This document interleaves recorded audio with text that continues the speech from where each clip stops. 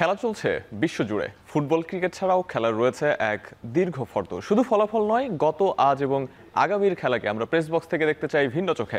সেই দেখাটাই দেখতে পাবেন এখন মাঠে। দর্শক, আজকের এখন মাঠের সবাইকে স্বাগত। সঙ্গে রয়েছে আমি আরিফুল ইসলাম সাহাব। গ্রেটেস্ট শো অন আর্থ খ্যাত ফুটবল বিশ্বকাপ 2026-এর ড্র অনুষ্ঠিত হয়ে গেছে এবং সেটা নিয়ে আজকে আমাদের আলোচনার বিষয়বস্তু আজকে নাম দিয়েছি মহাযজ্ঞের সূচনা। এবং এই বিষয় নিয়ে আলোচনা করার জন্য বাংলাদেশের জাতীয় দল এর সাবেক স্ট্রাইকার জাহিদ হাসান এমিলি আমাদের সঙ্গে রয়েছেন। স্বাগত আপনাকে।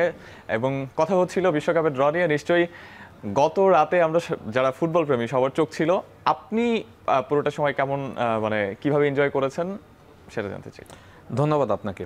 আপনার যে ইন্ট্রোটা দিয়েছেন যে মহাযজ্ঞের বিশাল সমারোহ তো শুরু হবে নেক্সট 2026-এর জুনে। তো এটা নিয়ে আসলে অ্যাজ এ প্লেয়ার হিসেবে আমিও খুব এক্সাইটেড এবং আমি আসলে পুরো ড্রটাই দেখতেছিলাম যে আসলে কে কোন গ্রুপে পড়ে। এবং এবার তো আসলে অনেক ভিন্নতা আছে, হ্যাঁ, কারণ আপনি যদি দেখেন ওয়ার্ল্ড কাপ আমরা সবসময় দেখেছি যে 32টা দল নিয়ে হবে, বাট এবার কিন্তু 48টা দল 12টা গ্রুপে কিন্তু অলরেডি বিভক্ত হয়ে গিয়েছে। তো এবছর কিন্তু অনেক ভেরিয়েশন আছে ওয়ার্ল্ড কাপকে ঘিরে এবং 3 দেশে কিন্তু ওয়ার্ল্ড কাপ হবে, মেক্সিকো, কানাডা এবং ইউএসএতে।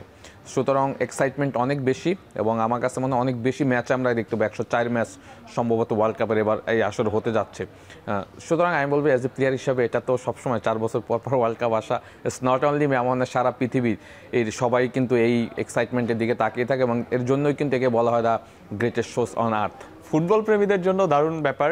মেক্সিকো, কানাডা এবং যুক্তরাষ্ট্রে তারা খেলাটা দেখতে পাবেন। তবে ক্রীড়া সাংবাদিকের জন্য টাফেস্ট জব হবে, কারণ 3টা দেশে সুইচ করে করে যদি তাদের খেলাগুলো কভার করতে হয় সেক্ষেত্রে। তবে যেই বিষয়টা নিয়ে আপনার কাছে একটু জানতে চাই সেটা হচ্ছে ফুটবল প্রেমী হিসেবে যখন আপনি অন এয়ারে বা টিভিতে চোখ রাখেন সেই সময়টাতে ড্রটা তো অনেক আগে শুরু হওয়ার কথা ছিল। সেই সময় ডোনাল্ড ট্রাম্প এবং 3টা দেশের রাষ্ট্রপ্রধান ছিলেন। এই যে দেরি হচ্ছিল, বিলম্ব হচ্ছিল, এই বিলম্বের সময়টায় আসলে আপনার মনের মধ্যে কি বলছে বা চিন্তাটা কি এসেছে? না, আমার আসলে ওরকমের তেমন কিছু মনে হয়নি, কারণ আমি আসলে এক্সাইটেড ছিলাম যে আসলে কে কোন গ্রুপে পড়ে। তো ওই জায়গা থেকে আমার কাছে মনে হয়েছে যে কারণ ফেভারিট দলগুলি আসলে একই সাথে পড়ে কিনা, হ্যাঁ, গ্রুপ অফ ডেথ হয়ে যায় কিনা, এগুলি নিয়ে এক্সাইটেড ছিলাম। আর একটা এক্সাইটেড ছিলাম রিও ফার্ডিনান্ড আসলে এই পুরো ড্র অনুষ্ঠানটা সে হ্যান্ডেল করেছে এবং প্রেজেন্টার হিসেবে ছিল। তো সেইখান থেকে ওইটা আমার একটা এক্সাইটমেন্ট ছিল সে কীভাবে কেমন কারণ এত বড় একটা ইভেন্টের প্রেজেন্টেশন করাটাও কিন্তু এটা নার্ভাসনেস, যেহেতু আমি একজন প্লেয়ার ছিলাম, প্লেয়ারদের তো আসলে কাজ ওইটা না। তো আমি রিও ফার্ডিনান্ডের ওই প্রেজেন্টেশনের সিরিমনিটাও আমি দেখার জন্য খুব এক্সাইটেড ছিলাম। যদিও শুরুর দিকে অত লেন্দি হয়েছে বা অনেক ডিসকাশন ছিল, তারপর আমার কাছে মনে হয়েছে যে ওভারঅল বেশ ভালোই হয়েছে। এবং এখানে তো ডোনাল্ড ট্রাম্পকে আসলে অনেক বেশি হাইলাইট করা হয়েছে এই ফিফা ওয়ার্ল্ড কাপের যে ড্র অনুষ্ঠানটিতে। আর এটা হওয়া উচিত, যেহেতু আসলে ইউএসএর তো আসলে সারা পৃথিবীতেই কিন্তু একটা অন্য রকমের একটা গ্রহণযোগ্যতা, সেই জায়গা থেকে ডোনাল্ড ট্রাম্পকে তারা ওই সম্মানটা দেখিয়েছে। একদমই রিও ফার্ডিনান্ড তার জায়গাটাই দারুণ করেছেন। দারুণ করতে সহযোগিতা করেছেন আসলে অনেকেই, কারণ হল অফ ফেমার স্পোর্টস অ্যারেনায় যারা ছিলেন তাদের অনেকেই সেখানে উপস্থিত ছিলেন।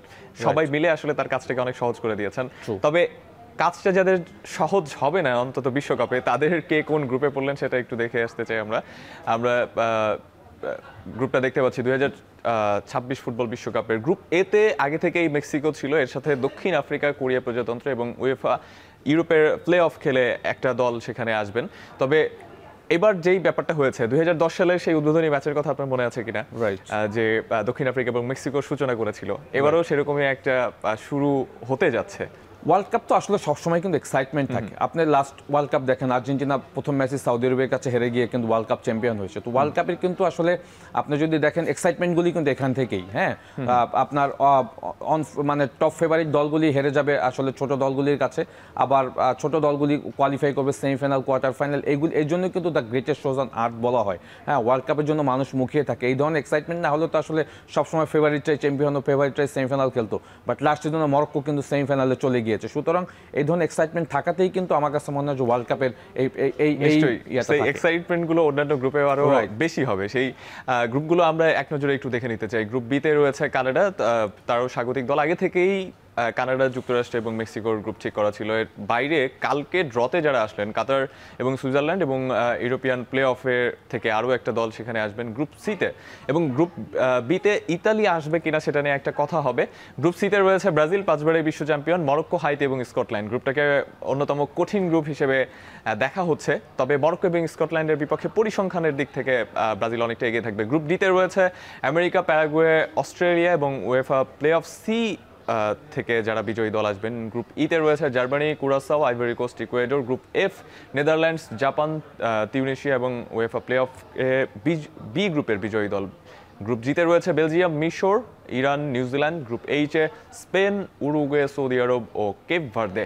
গ্রুপ আইতে রয়েছে ফ্রান্স, সেনেগাল, নরওয়ে এবং এখানে কিলিয়ান এমবাপ্পে এবং আর্লিং হাল্যান্ডের মুখোমুখি প্রথমবার আন্তর্জাতিক ম্যাচে তারা হবেন। সেটা নিয়ে এখন পর্যন্ত আসলে এটাকে একটা ডেড গ্রুপ হিসেবে বলা যাচ্ছে। এবং গ্রুপ জেতে আর্জেন্টিনা, অস্ট্রেলিয়া, আলজেরিয়া ও জর্ডান। গ্রুপ কেতে রয়েছে পর্তুগাল, উজবেকিস্তান, কলম্বিয়া এবং আইসি প্লে অফ এর এক বিজয়ী। এবং গ্রুপ এলে ইংল্যান্ড, ক্রোয়েশিয়া, পানামা ও ঘানা। এবং পানামা এবং গ্রুপ এল এবং গ্রুপ আই দিয়ে আসলে কথা শুরু করতে চাই, যেটা সাধারণত দেখা হয় যে আপনি শুরুতেই যেটা বলছিলেন যে বিশ্বকাপের ড্রতে সবচেয়ে বড় আকর্ষণ যেখানে থাকে সেটা হচ্ছে যে ডেথ গ্রুপ কোনটা হবে। এবং সেই ডেথ গ্রুপে কিন্তু ইংল্যান্ড, ক্রোয়েশিয়া এবং ঘানা রয়েছে। এবং ঘানা সবসময় ডার্ক হর্স বিশ্বকাপের, কখন আসলে কি ধরনের পারফরমেন্স করবে, কোন বড় দলকে হারিয়ে দেবে, এটা নিয়ে থাকে। আপনার কি মনে হয় ইংল্যান্ড বা ক্রোয়েশিয়া কি ধরনের চ্যালেঞ্জের সম্মুখীন হতে পারে? অবশ্যই আফ্রিকান দলগুলি সবসময় অপোনেন্টের জন্য কিন্তু একটা চ্যালেঞ্জিং, হ্যাঁ, সেটা যে দলই হোক না কেন। আপনি নাইজেরিয়া আর্জেন্টিনার 2014 ওয়ার্ল্ড কাপের ম্যাচটার কথা মনে আছে কিনা? নাইজেরিয়া কিন্তু আর্জেন্টিনাকে বেশ ভালো ভুগিয়েছে। তো এরকমের ওয়ার্ল্ড কাপে আফ্রিকান দলগুলি এগেনস্টের জন্য সবসময় একটা থ্রেট হয়ে থাকে। এবং আমার কাছে মনে হয় যে ক্রোয়েশিয়া এবং ইংল্যান্ড, ঘানা কিন্তু এই দুইটা দলের জন্য অবশ্যই থ্রেট হবে, হ্যাঁ, থ্রেট হবে। এবং আপনি জানেন যে ঘানা ওয়ার্ল্ড কাপ কোয়ালিফাই ম্যাচগুলো কিন্তু দুর্দান্ত খেলেছে, যদিও তাদেরকে স্ট্রাগল করতে হয়েছে, বাট শেষের দিকে কিন্তু তারা বেস্ট কমফোর্টলি খেলে কিন্তু ওয়ার্ল্ড কাপে থ্রু করেছে। সুতরাং আমি বলবো যে এই গ্রুপটা তো অবশ্যই একটা হার্ড গ্রুপ হবে। এবং যেটা সত্যি কথা বলতে কিছু নতুন দলও কিন্তু এবার ওয়ার্ল্ড কাপে কোয়ালিফাই করেছে, আমরা জানি, হ্যাঁ, ছোট ছোট কিছু দেশ, অল্প দেশের মানুষের দেশগুলিও কিন্তু এবার ওয়ার্ল্ড কাপে চলে আসছে। সুতরাং আমার কাছে মনে হয় যে সবার একটা এক্সাইটমেন্ট থাকবে ওই দলগুলি কীভাবে করে। এবং আপনি যদি দেখেন ট্রুলি আমাদের এশিয়া থেকে আমি একটা দলকে নিয়ে খুবই এক্সাইটেড, সেটা হলো উজবেকিস্তান। হ্যাঁ, উজবেকিস্তানের ফুটবল কাঠামো এত ডেভেলপ করেছে, যারা তার প্রেক্ষাপটে কিন্তু এবার ওয়ার্ল্ড কাপ খেলার সুযোগ পেয়েছে। জর্ডান এবার প্রথমবার মতো ওয়ার্ল্ড কাপ খেলতে চাইছে। সুতরাং এইগুলি কিন্তু আমাদের জন্য খুব এক্সাইটেড। ডেথ গ্রুপ বলা হচ্ছে আরও একটা গ্রুপকে, এবং সেই গ্রুপে রয়েছে I group, France, Senegal, Norway. এবং সেই জায়গাতে প্লে-অফ থেকে একটা আসবে, হ্যাঁ, এবং সেই জায়গায় মানে সবচেয়ে বেশি যাদের কথা বলা হচ্ছে নরওয়ে এবং ফ্রান্সের ম্যাচ। এবং ডেফিনেটলি আর্লিং হ্যাল্যান্ড বা এমবাপ্পের প্রসঙ্গে আসবো। তবে ফ্রান্সকে আসলে গত বিশ্বকাপের রানার্স আপ তারা কতটা চ্যালেঞ্জের সম্মুখীন হবে সেনেগাল এবং নরওয়ের কাছ থেকে? ফ্রান্স অনেক ম্যাচ উইনিং প্লেয়ার আছে, অনেস্টলি, হ্যাঁ, টপ প্লেয়াররা রয়েছে ফ্রান্স দলে। ফ্রান্স কিলিয়ান এমবাপ্পের মতো একজন প্লেয়ার ওয়ার্ল্ড কাপের ফাইনালে হ্যাট্রিক করা, এই প্লেয়ার রিয়াল মাদ্রিদে এবছর যেভাবে দুর্দান্ত ফর্মে রয়েছে, আমার কাছে মনে হয় যে আমি সবসময় একটা কথা বলি যে একটা ওয়ার্ল্ড কাপ জিততে গেলে পার্টিকুলারলি একজন প্লেয়ারকে হোল টুর্নামেন্টে আপনার পারফর্ম করতে হয়, যেটা লাস্ট ওয়ার্ল্ড কাপে কিলিয়ান এমবাপ্পে করেছে, ওদিকে লিওনেল মেসি করেছে আর্জেন্টিনায়। সুতরাং এবারও কিন্তু আমার কাছে মনে হয় যে ফ্রান্স দলে এরকমের কিছু ট্যালেন্টেড প্লেয়ার আছে যারা ফ্রান্সকে খুব উপরের দিকে নিয়ে যাবে। এবং আমরা টপ ফেভারিট হিসেবে অবশ্যই ফ্রান্সকে রাখবো। এবং আমার কাছে মনে হয় যে ফ্রান্স অবশ্যই এবং ফেভারিট হিসেবে শুরু করবে। এবং তাদের যে স্কোয়াডের ডেপথ আপনি যদি দেখেন, তাদের যে স্কোয়াডটা দুর্দান্ত একটা স্কোয়াড রয়েছে। সব থেকে বড় প্রবলেম দিদিয়ার দেশম কিন্তু তাদের এখনও কোচ হিসেবে আছে, হ্যাঁ। তো উইনিং টিমের মানে চ্যাম্পিয়ন কোচ, চ্যাম্পিয়ন প্লেয়ার সব কিছু মিলে সে জানে এই দলকে কীভাবে চ্যাম্পিয়নের জন্য তৈরি করতে হবে। সুতরাং তার প্রিপারেশনটা কিন্তু অলরেডি সে শুরু করে দিয়েছে। আই হোপ যে ফ্রান্স, আমার কাছে মনে হয় যে ফ্রান্স এবং নরওয়ে দুইটা দলেরই কিন্তু এই টুর্নামেন্টটাতে আমার কাছে মনে হয় অন্যরকম একটা এক্সাইটমেন্ট থাকবে। আপনি যেটা বলেছেন কিলিয়ান এমবাপ্পে এবং আর্লিং হাল্যান্ডের ব্যাপার দিকে, তারপর আমি বলবো যে ফ্রান্স দুর্দান্ত করবে। প্রায় 22 বছর হতে যাচ্ছে, পার হয়ে গেছে অলরেডি যে ব্রাজিল বিশ্বকাপ জিতছে না। এবারও তারা গ্রুপ পর্বে মরক্কো গতবার চমক দেখিয়েছে, কোয়ার্টার ফাইনাল পর্যন্ত খেলেছিল। এরপরে যদি আপনি স্কটল্যান্ডের কথা বলেন, যদি স্কটল্যান্ডের সাথে 10 ম্যাচে ব্রাজিল 8টাতেই জিতেছে, বা মরক্কোর সাথে 3 ম্যাচ খেলা হয়েছে, দুটোতেই ব্রাজিল জিতেছে, তবে বর্তমানে ব্রাজিল যেই দল, যেই পারফরমেন্স তারা করছে, তাদের সাথে আসলে বা তাদের জন্য মরক্কো বা চ্যালেঞ্জ হবে কিনা? অবশ্যই চ্যালেঞ্জ ব্রাজিলের জন্য। ব্রাজিলের যদি স্কোয়াড দেখেন, আমার কাছে মনে হয় দুর্দান্ত স্কোয়াড রয়েছে। আঞ্চলিক থেকে কোচ করার পরে তারাও কিন্তু শেষের দিকেও সঙ্গে স্ট্রাগল করেছে। হ্যাঁ, এখনও কিন্তু আসলে আপনি যদি দেখেন স্টার্টিং 11-এ কারা খেলবে এখনও কিন্তু ক্লিয়ার না। হ্যাঁ, এবং ক্লাব ফুটবলে তারা যেভাবে ফর্ম দেখাচ্ছে তার উল্টোটা হচ্ছে জাতীয় দলে এসে। সুতরাং এইটা কিন্তু কার্লো আঞ্চলিকদের জন্য একটা বড় চিন্তার বিষয়। বাট ব্রাজিল সবসময় ওয়ার্ল্ড কাপের জন্য ফেভারিট, তা নাহলে তো 5 বারের বিশ্ব চ্যাম্পিয়ন তারা হতো না। এবারও আমি মনে করি তার লাস্ট আনফর্চুনেট ক্রোয়েশিয়ার সাথে ওই মোমেন্টে আসলে নেইমারের গোল দেওয়ার পরে তারা গোল খেয়ে পেনাল্টি শুট আউটে হেরে যাওয়া, সব কিছু মিলে আমার কাছে মনে হয় যে না 2-1 হেরে যাওয়া শেষের দিকে। তো আমার কাছে মনে হয় যে এবার যেটা হবে যে ব্রাজিল ডেফিনেটলি এবার যদি তাদের স্কোয়াড দেখেন, স্কোয়াডের ডেপথ কিন্তু অনেক স্ট্রং। বাট ন্যাশনাল টিমের পারফরমেন্সের জায়গা যদি দেখেন, তারা তাদের নামের বিচারটা করতে পারে না। বাট আই হোপ কার্লো আঞ্চলিকতে সেই জায়গাটা হয়তো কোপ আপ করবে।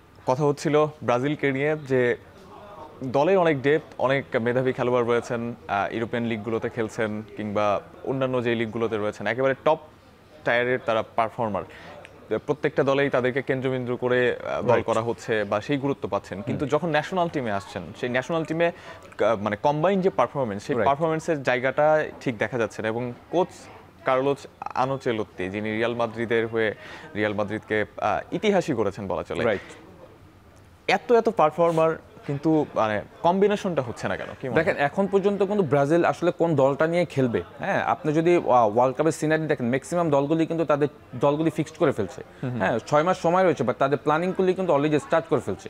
তো সেখান থেকে ব্রাজিল আমার কাছে মনে হয় এখনও তাদের দলটার কিন্তু কোনো একটা শেপ তৈরি করতে পারেনি, যেটা স্টার্টিং 11-এ খেলবে, স্কোয়াডে কারা রিজার্ভে থাকবে, কারা সাবস্টিটিউট খেলবে, কারা নাম্বার 9 খেলবে, প্রত্যেকটা পজিশনেই কিন্তু এখনও সাফেল হচ্ছে। তো ওই জায়গায় কিন্তু কার্লো আঞ্চলিকতে তার একটা ইন্টারভিউতে বলেছিল যে আমি আসলে দলটাকে এখনও আসলে প্রপার ইউটিলাইজ করতে পারিনি। নেইমারকে অনেক সময় পাওয়া যাচ্ছে, অনেক সময় পাওয়া যাচ্ছে না।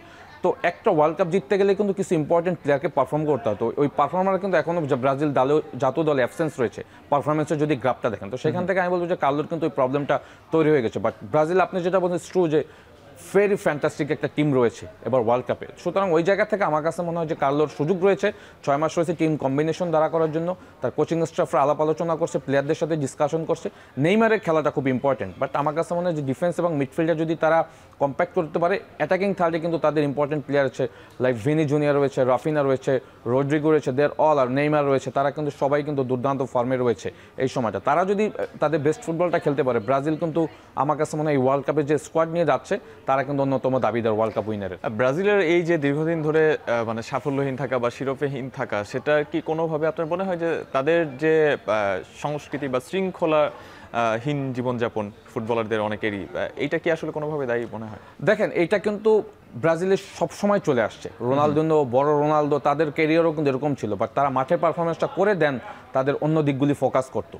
হ্যাঁ এখন যেটা হয়েছে যে এটা তো ব্রাজিলিয়ান প্লেয়ারদের সাথে আসলে আমার কাছে মনে হয় যে অফ দ্য ফিল্ড তাদের এই ক্যারেক্টারগুলি সবসময় আমরা দেখি, বাট তারা মাঠে পারফরমেন্স করে বিগত দিনে যদি দেখেন কাফু, কার্লোস, তাদের যে বেস্টটা ছিল, তারা যে 2002-এর ওয়ার্ল্ড কাপ যেটা জিতলো, হ্যাঁ ওটার বেস্টটা যদি দেখেন, তাদের কিন্তু অফ দ্য রেকর্ড কিন্তু অনেক বেশি একটা ভালো ছিল না, বাট তারা মাঠের পারফরমেন্সে কিন্তু তারা অনেক সময় মনোযোগী ছিল। বাট এখন যেটা হয়েছে যে সেইটা কিছুটা বেশি হলেও, যে আপনি যদি এক্সাম্পল আপনি যদি লুইস প্যাকুয়েটার কথাই বলেন, হ্যাঁ ক্লাব ফুটবলে দুর্দান্ত খেলে, জাতীয় দলে গিয়ে এফোর্ট দেয়, বাট ওই পারফরমেন্স কিন্তু দেখা যায় না। হ্যাঁ তো এই ধরনের প্লেয়াররা যদি জাতীয় দলে গিয়ে যদি আসলে পারফরমেন্স অ্যাবসেন্স থাকে, তখন কিন্তু আসলে পারফরমেন্সে কলাপস করে পুরো টিমের উপরে। তো আমার মনে হয় যে আপনার জন্য ইজ ভেরি ইম্পর্টেন্ট। আমার মনে হয় ওয়ার্ল্ড কাপের আগে তাদেরকে কাউন্সেলিং করানো হবে, এবং এই ওয়ার্ল্ড কাপটা আমার মনে হয় যে অনেক প্লেয়ারের জন্য লাস্ট ওয়ার্ল্ড কাপও। হ্যাঁ ব্রাজিলের অনেক প্লেয়ার লাইক নেইমারের পর ওয়ার্ল্ড কাপ খেলতে পারবে কিনা I don't know, Vinicius junior পর ওয়ার্ল্ড কাপে আসলে তার পারফরমেন্স থাকবে কিনা, রাফিনার থাকবে কিনা, সেটাও দেখা যাচ্ছে। রড্রিগো আমার কাছে মনে হয় ক্লাব ফুটবলে এত দুর্দান্ত খেলে। এমিলি ভাই, আমরা একটু আর্জেন্টিনার প্রসঙ্গে আসতে চাই। গতবারের ডিফেন্ডিং চ্যাম্পিয়ন তারা, এবং লিওনেল মেসি বলা যায় যে ফুটবল প্রেমীদের কাছে অমরত্বই লাভ করেছেন লিজেন্ড হিসেবে, কিংবদন্তি হিসেবে। সেই দলটার কি এবার কেমন সম্ভাবনা দেখেন? বিশ্বকাপ ফুটবলের যে শিরোপাটা, সেটা আসলে পরপর বা সেটা ডিফেন্ডিং চ্যাম্পিয়নশিপটা ধরে রাখা, এটা আসলে অনেক টাফেস্ট জব, এবং পুরো যেই ফুটবলের ইতিহাস সেখানে ঘাটলেই সেটা বোঝা যাবে যে অল্প দুই একটা দল, গুটি কয়েক মানে একটা দুইটা দল এই কাজটা করতে পেরেছে। আর্জেন্টিনার পক্ষে সেটা সম্ভব কিনা? দেখেন আর্জেন্টিনাকে আমি এবারও আশাবাদী, যদি ব্যক্তিগতভাবে আমাকে বলেন। হ্যাঁ কারণ হলো তাদেরকে আমি এই কারণে ফেভারিট রাখি, বিকজ অফ লিওনেল স্কলোনি। হ্যাঁ একজন sincere coach, mastermind coach, সে জানে how to handle the team, সে জানে কোন প্লেয়ারকে ইউজ করতে হবে, কোন প্লেয়ারকে রেস্ট দিতে হবে, তার প্ল্যান কিন্তু ওই next world cup last world cup জেতার পর থেকে কিন্তু সে প্ল্যানিংয়ে রয়েছে ইউএস ওয়ার্ল্ড কাপে কী করবে, এবং সে কিন্তু তার স্কোয়াডের ডেপথ অলরেডি তৈরি করে ফেলেছে। তো সেইখান থেকে এবং সে কিন্তু মেসিকে কেন্দ্র করেই তার দলটা সাজিয়েছে। আমরা অনেক সময় শুনেছি মেসি ওয়ার্ল্ড কাপ খেলবে কিনা খেলবে, বাট লিওনেল স্কলানি প্ল্যানের বড় একটা অংশ এখনও কিন্তু লিওনেল মেসি। সুতরাং আমি বলবো যে তাদের স্কোয়াড যেভাবে সাজাচ্ছে আমার কাছে মনে হয় এবারও যদি গ্রুপটাও দেখেন, তার গ্রুপটা অস্ট্রিয়া রয়েছে, আলজেরিয়া রয়েছে এবং জর্ডান। তো আমার মনে হয় যে সোজা গ্রুপে পড়েছে। বাট আপনাকে ওয়ার্ল্ড কাপ জিততে হলে সবাইকে হারিয়ে কিন্তু চ্যাম্পিয়ন হতে, এবং সে গতকালকে আফটার ড্রয়ার পরে সে ইন্টারভিউতে বলেছে যে আমাকে জিততে হলে আমাকে সবাইকে হারাতে হবে, এবং আমি এই গ্রুপটাকে অনেক স্ট্রং গ্রুপ মনে করছি। হ্যাঁ, একজন কোচ কিন্তু তখনই আসলে সাকসেস হয় যখন সে শুরুটা খুব ভালো করে। তো আমার কাছে মনে হয় স্কুলানি সে প্ল্যানটা হয়েছে। যখন ওই যে গ্রুপ সহজ হয়েছে এরকম কথা বলা হয়েছে, ঠিক তখন লিওনেল স্কালুনি এই কথাটা বলেছেন এবং তার কাছ থেকে এটাই প্রত্যাশিত। আপনার কি মনে হয় যে মানে মেসিকে এখনো কেন্দ্র করেই ঘুরছে, বাট মেসি কি আগামী ওয়ার্ল্ড কাপে পুরো সময় মাঠে পুরোটা সময় থাকতে পারবেন, পাওয়া যাবে কিনা, সেটার কোনো ইম্প্যাক্ট পড়বে কিনা? না, ইটস ডিপেন্ড অন টাইম। আপনার সময় বলে দিবে আসলে মেসি কতক্ষণ খেলবে, স্টার্টিং 11-এ শুরু করবে কিনা, মেসির ফিজিক্যাল ফিটনেস কীরকম হচ্ছে, ফিট আছে কিনা, ইঞ্জুরি আছে কিনা, সব কিছু মিলিয়ে। বাট আপনি যদি ওয়ার্ল্ড কাপ কোয়ালিফায়ার ম্যাচও দেখেন, সেখানেও কিন্তু আর্জেন্টিনা দলের leading goal scorer Lionel Messi. সুতরাং আপনি এখনও বোঝা যাচ্ছে, আপনি দেখেন ইন্টার মিয়ামিতে সে MLS-এর হায়েস্ট গোল স্কোরার। কোনো দিক থেকে কিন্তু তার পারফরমেন্সের কমতি আমি দেখছি না। সুতরাং লাস্ট একটা ট্রফিও সে জিতেছে, নেক্সট থমাস মুলারের সাথে তার ফাইনাল একটা কম্পিটিশন রয়েছে। সুতরাং সে কিন্তু খেলাটাকে এনজয় করছে, এবং আমার কাছে মনে হয় এখনও আর্জেন্টিনা প্লেয়াররা, আপনি যদি রড্রিগো ডি পল বলেন বা ম্যাকঅ্যালিস্টার বলেন, তাদের কিন্তু এখনও যদি ইন্টারভিউগুলি দেখেন, তারা কিন্তু বলে যে লিওনেল মেসিকে কেন্দ্র করেই কিন্তু আমাদের মেইন ফোকাস। এবং লিওনেল স্কুলিনি সবসময় বলে যে লিওনেল মেসি মাঠে থাকা মানে আমার খেলাটা খুব সহজ হয়।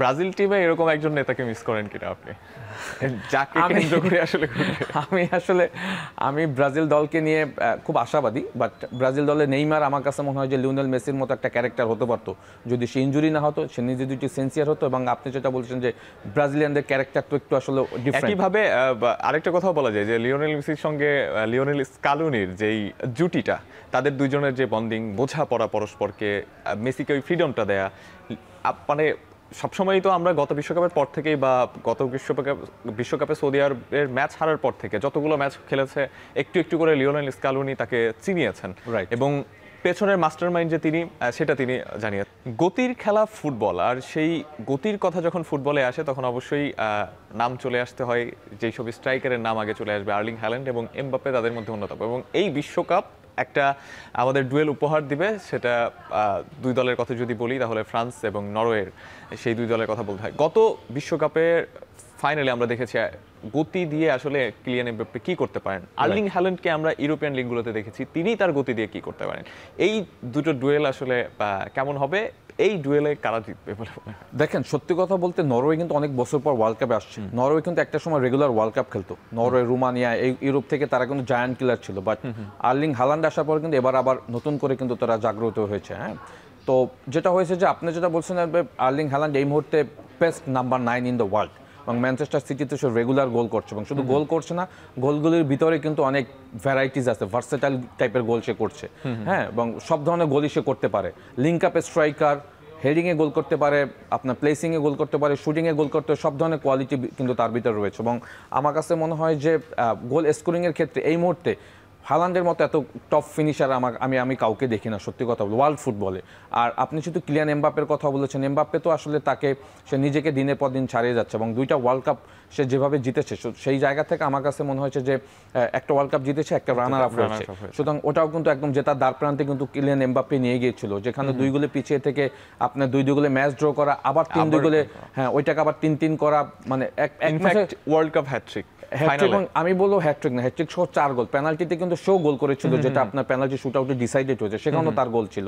সুতরাং কিলিয়ান এমবাপ্পে আসলে আমার কাছে মনে হয় অলরেডি হিজ লিজেন্ড ইন্টারন্যাশনাল ফুটবলে, ক্লাব ফুটবল তো আছেই। তো কিলিয়ান এমবাপ্পে এবং ফ্রান্স এবং নরওয়ে কিন্তু একটা বড়, আমার মনে হয় যে এখানে একটা রাইভালি তৈরি হয়ে যাচ্ছে অলরেডি কিলিয়ান এমবাপ্পে এবং আর্লিং পর্বটা খুব ইন্টারেস্টিং হবে, ইন্টারেস্টিং definitely। হবে এবং আমার মনে হয় যে সবার এই গ্রুপটার ভিতরে অন্যরকম একটা ফোকাস থাকবে।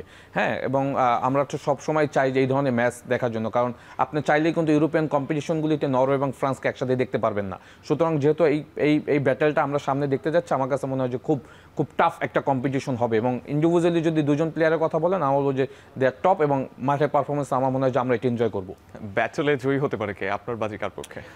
আমি ফ্রান্সের দিকে যাব বিকজ নরওয়ের স্কোয়াড ডেপথ অত স্ট্রং না। টিমের কথা যদি না বলি, মানে বা যদি 1-to-1 চিন্তা করি, এইখানে আবার আমি কিছুটা হলো আর্লিং হালান্ডকে এগিয়ে রাখবো, কারণ হালান্ড যেটা হয় যে প্রপার নাম্বার 9 সুযোগ আসলে সেটাকে একটা সুযোগ আসলে একটাকেই কাজে লাগানোর চেষ্টা করে এবং সেটা সে করে রাখছে, মানে ওয়ার্ল্ড কাপ কোয়ালিফাই ম্যাচও করছে এবং ম্যানচেস্টার সিটিতে সে রেগুলার করছে। গ্রেটেস্ট শো অন আর্থটা আসলে এতটাই বড় যে আমাদের 1 ঘন্টার প্রোগ্রামে আসলে প্রত্যেক দলকে নিয়ে খুব স্পেসিফিক ভাবে কথা বলা হচ্ছে না। জার্মানিকে নিয়েও কথা বলা ছিল, তবে তার আগে যেতে চাই আসলে স্পেনে। যে স্পেন দলটাকে দারুণ মনে হচ্ছে, কিছু তরুণ তারকা সেখানে রয়েছেন, ইয়ামাল গাভিরা সহ। আপনার কাছে কি মনে হয় যে এবার স্পেন দলটা অন্যান্য দলের জন্য থ্রেট? আমাকে যদি ইন্ডিভিজুয়ালি যদি মানে ওয়ার্ল্ড কাপ উইনারের যদি পার্সেন্টেজ বলেন, আমি সবার থেকে এগিয়ে রাখবো স্পেনকে। হ্যাঁ, স্পেনকে এগিয়ে রাখবো এই কারণ স্পেন দলে আর্জেন্টিনার সাপোর্টার হয়েও স্পেনকে না, ইটস ন্যাচারাল বাস্তবতা যেটা আর কি। হ্যাঁ, কারণ এটা তো আসলে আমরা ফেভারিট ভাবি কখন, যখন দলের স্কোয়াডের ডেপথ দেখেই কিন্তু আমরা আসলে ওয়ার্ল্ড কাপ কারা চ্যাম্পিয়ন হবে ওইটা কিন্তু আমরা বিশ্লেষণ করি, প্রেডিকশন করতে পারি। তো সেই জায়গা থেকে স্পেনের যেটা আপনি যেটা বলছেন যে Lamine Yamal, Pedri, Gavi, Nico Williams, super talented players, Unai Simon goalkeeper. So এই ধরনের স্কোয়াড যখন আপনার কাছে থাকবে তখন কিন্তু আমার কাছে মনে হয় যে চ্যাম্পিয়নের জন্য কিছুটা হলে এগিয়ে থাকবে। বাট যেটা হয় যে মাঠের পারফরমেন্স করতে হবে, বাট আবার তাদের কিছু ল্যাকিংসও রয়েছে। সব কিছু মিলিয়ে স্পেন আমার কাছে মনে হয় যে one of the finest team এই ওয়ার্ল্ড কাপে এবং তারা চ্যাম্পিয়নের একটার জন্য অবশ্যই তারা ট্রাই করবে, বিকজ তারা লাস্ট ইউরো চ্যাম্পিয়ন। সুতরাং আমার কাছে মনে হয় যে স্পেনের সেই ক্যাপাবিলিটি রয়েছে এবং তাদের স্কোয়াডে অনেক ম্যাচ উইনিং প্লেয়ার রয়েছে, যেটা আসলে ওয়ার্ল্ড কাপ জেতার জন্য খুব ইম্পর্টেন্ট। হ্যাঁ, আপনি একজন দুজন প্লেয়ারের উপর আমার সবসময় একটা ওয়ার্ল্ড কাপ টিম ডিপেন্ড করে, বাট এই দলটাতে ম্যাচ উইনিং প্লেয়ার অনেক বেশি, যে কোনো সময় যে কোনো ম্যাচের মোমেন্টাম চেঞ্জ করে দেয়। মানে সেটা কি আমরা অনেক সময় বলি যে অধিক সন্ন্যাসীতে গাজর নষ্ট, এরকম কি হতে পারে? এটা স্পেনের ক্ষেত্রে সুযোগ নেই। স্পেন এটা কখনো 2010-এর ওয়ার্ল্ড কাপের কথা যদি আপনার মনে থাকে, যে স্কোয়াড নিয়ে তারা চ্যাম্পিয়ন হয়েছিল, 2012-তে তারা ইউরো চ্যাম্পিয়ন হয়েছে, তখনও কিন্তু অলমোস্ট এরকম স্কোয়াড ডেপথ ছিল। Xavi, Iniesta, David Villa, super talented player ছিল। এবছর কিন্তু সেম ট্যালেন্টেড প্লেয়ার রয়েছে। হ্যাঁ, স্পেশালি মিডফিল্ড প্যাটার্নটা তাদের এত সুন্দর। হ্যাঁ, ডেনি আলমো থেকে শুরু করে অনেক সুপার প্লেয়ার হচ্ছে, যারা আমি যেটা বললাম যে ম্যাচের মোমেন্টাম চেঞ্জ করে দেয়। ডেনি অলমোর কথা আপনি লাস্ট ইউরোতে দেখেন কোন মোমেন্টে গোল করে দলকে জিতিয়ে নিয়েছে। সুতরাং এই ধরনের প্লেয়াররা যখন থাকবে আপনার স্কোয়াডে, তখন কিন্তু আসলে এই দলটা সবসময়ের জন্য কিন্তু চ্যাম্পিয়নের জন্যই খেলবে। এই বিশ্বকাপে আরও একবার ইতালিকে মিস করতে যাচ্ছেন কিনা জাহিদ হাসান আমিলি? পসিবিলিটি রয়েছে। হ্যাঁ, যেহেতু প্লে অফে তাদের স্ট্রং অপোনেন্ট রয়েছে, আমার কাছে মনে হয় যে ইতালির এখনও ওইভাবে আমি সুযোগ দেখছি না। কারণ হলো ওয়ার্ল্ড কাপ কোয়ালিফাই ম্যাচগুলি কিন্তু তারা মানে স্ট্রাগল করছে। যদিও ইতালির রেকর্ড রয়েছে প্লে অফ থেকে সবসময় ওয়ার্ল্ড কাপ খেলার আগে, বিগত দিনেও যখন তারা প্লে অফ খেলেছে তারা কিন্তু কোয়ালিফাই করেছে। বাট এবার যেটা হয়েছে, ইতালি 4 বার ওয়ার্ল্ড কাপ চ্যাম্পিয়ন, তারা কখনোই চাইবে না এই ওয়ার্ল্ড কাপ মিস করতে। এবং যেহেতু 48টা দেশ নিয়ে খেলা হচ্ছে, অনেক এক্সাইটমেন্ট রয়েছে, ইতালি অবশ্যই চাবে এবং এভাবে প্রিপারেশন নিচ্ছে। আমার কাছে মনে হয় যে আমরা যারা দর্শক রয়েছি তা আমরা চাই ইতালি খেলুক ডেফিনেটলি। এবং আপনি যেটা বলছিলেন যে আসলে ইউরোপ থেকে কোয়ালিফাই করা এটা আরো একটা বিষয়ের মতো ইটস ট্রু। আপনি দেখেন অনেক ফেভারিট দলগুলি কিন্তু কোয়ালিফাই করতে পারে না ইউরোপ থেকে। হ্যাঁ, আমরা যাদেরকে সবসময়ের জন্য ফেভারিট ভাবি, হ্যাঁ, তো এটা একটা ওয়ার্ল্ড কাপ উইনিং এর মতোই। হ্যাঁ, ইউরোপ থেকে কোয়ালিফাই করা। একটু স্পেসিফিক নোটে জানতে চাই যে আপনি স্পেনের কথা বলছিলেন যে স্পেনকে এবার চ্যাম্পিয়ন হিসেবে দেখেন, আর্জেন্টিনা সম্ভাবনা কত দেখেন আসলে? স্পেনের পরে আমি আর্জেন্টিনাকে রাখছি। সত্যি কথা বলতে আর্জেন্টিনার যে স্কোয়াড, আর্জেন্টিনা স্পেন আমি মানে একদম সেম প্যাটার্নে রাখছি, কারণ তারাও ওয়ার্ল্ড কাপ উইনারের জন্য অন্যতম দাবিদার। হ্যাঁ, তাদেরও কিন্তু যেটা বলছে যে স্কোয়াড অলরেডি কিন্তু স্কোয়াড ডেপথ তৈরি করে ফেলেছে, কে কোন পজিশনে খেলবে, ম্যাচ উইনিং প্লেয়ার তৈরি করে ফেলছে।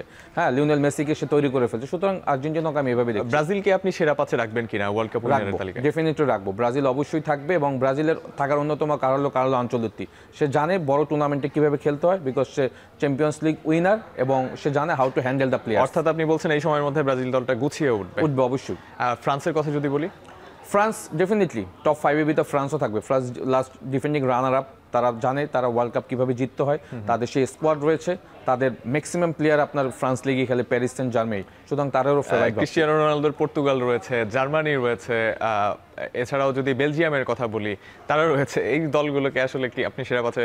আমি সেরা পাচ্ছে যদি আপনি আমাকে বলেন, আমি স্পেন, ইংল্যান্ড, হ্যাঁ, জার্মানি, ফ্রান্স, আর্জেন্টিনা, ব্রাজিল, 5-6 এই দলগুলিকে আমি সামনে দিক দিচ্ছি। পর্তুগাল, বেলজিয়ামকে আমি আসলে ওইভাবে ওয়ার্ল্ড কাপে বিশ্বকাপ মানে আমরা লাতিন আমেরিকার ফুটবল থেকে বিশ্বকাপ মানেই আমরা ইউরোপিয়ান ফুটবল দেখি। তবে এবার এশিয়া থেকে বেশ কয়েকটি দল কিন্তু বিশ্বকাপ ফুটবল খেলতে যাচ্ছে। রাইট। এশিয়ার দলগুলোর সম্ভাবনাটা আসলে কেমন দেখেন? আমি আসলে এক্সাইটেড খুব জর্ডান এবং উজবেকিস্তানকে নিয়ে। হ্যাঁ, সাউথ কোরিয়া রয়েছে এখানে, জাপান রয়েছে, অস্ট্রেলিয়া রয়েছে, হ্যাঁ, কাতার রয়েছে।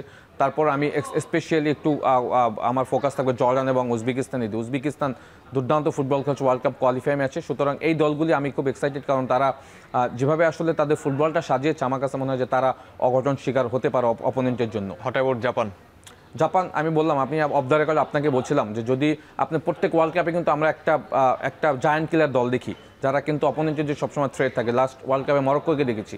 জাপান এবার এশিয়া থেকে আমার মনে হয় যে সামাও এই দলটা হয়তো অপোনেন্টের জন্য বড় একটা থ্রেট হবে, এবং তারা যদি সেমিফাইনালে খেলে সেটা অঘটন হবে না, বিকজ তাদের স্কোয়াডের ডেপথ এত স্ট্রং যে তারা যে কোনো দলের জন্য সবসময় স্ট্রং অপোনেন্ট হবে। ব্রাজিল মরক্কো ম্যাচটা নিয়ে একটু ছোট করে জানতে চাই 10 সেকেন্ডসে। এই ম্যাচটা আমার কাছে মনে হয় এককভাবে আমি 50-50 মানে কাউকে এগিয়ে রাখবো না, 50-50 ম্যাচ হবে, because Morocco they are very much concern about world cup. Last world কাপে তারা সেটা প্রমাণ করেছে। এবং ব্রাজিল যখন আপনি যদি দেখেন, যখন জোটা দেখাচ্ছিল ব্রাজিলের দিকে বারবার দেখাচ্ছিল, মরক্কোর সাথে যখন ফার্স্ট ম্যাচ, তখন ব্রাজিলের কোচ কার্লো আঞ্চলিকের দিকে ক্যামেরা ধরছিল, সুতরাং তখনই বোঝা যায় যে ম্যাচটা আসলে কত স্ট্রং হবে। জাহিদ হাসান আমিলি, অনেক অনেক ধন্যবাদ আমাদেরকে সময় দেওয়ার জন্য। এখন ম্যাচের শোতে গ্রেটেস্ট শো অন আর্থ নিয়ে আসলে কথা শেষ হওয়ার নয়, অনেক কথা রয়েছে, তবে সেসব কথা হবে আরও একদিন অন্য কোনো এখন মাঠের শোতে। ততক্ষণ পর্যন্ত সবাই ভালো থাকুন, সুস্থ থাকুন। আর এখন টেলিভিশন ওয়েবসাইটে দেখতে ভিজিট করুন www.ekhon.tv। এছাড়া ফেসবুকে দেখতে ভিজিট করুন facebook.com/tv.ekhon। আর ইউটিউবে দেখতে ভিজিট করুন youtube.com/c/ekhon tv।